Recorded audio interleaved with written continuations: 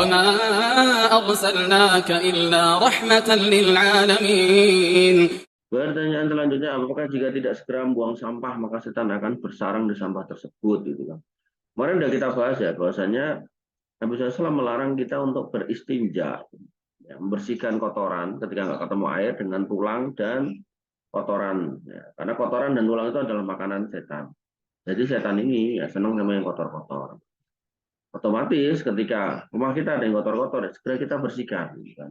Makin lama yang kotor-kotor itu ada di situ, ya setannya ya mungkin makin senang untuk bercokol di situ. Sesuai dengan tingkat lamanya. Makanya paling enggak ya kita keluarkan lah kotoran itu, jangan di dalam rumah lah. Ya, artinya kalau kotoran ini kita taruh di depan rumah, kan tukang sampah juga nggak mungkin masuk dalam rumah kita toh. Nah, segera gitu loh, maksudnya di rumah ini udah penuh, kita kemudian segera bawa keluar gitu kan.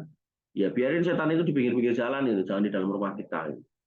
Ya, karena kalau udah di rumah ya kasihan nanti akhirnya muncul istilah-istilah yang saya baru tahu kemarin apa, nangis gak berhenti-berhenti itu apa, tantrum lah apalah gitu kan.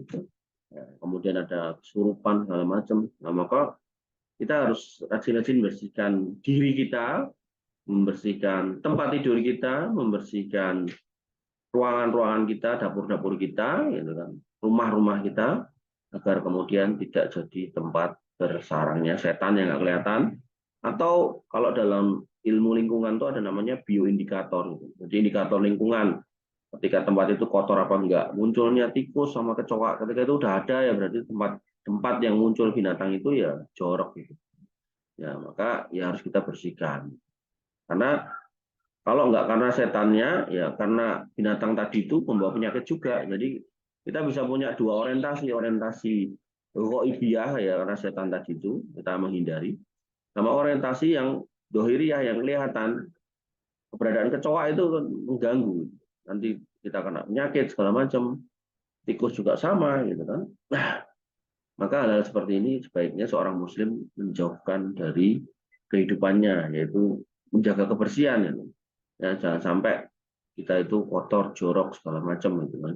Bahkan ketika kita membahas bab sholat gitu kan, ya ketika seorang muslim itu sholat kemudian dia mulutnya mengeluarkan bau-bauan yang nggak enak karena nggak gosok gigi segala macam.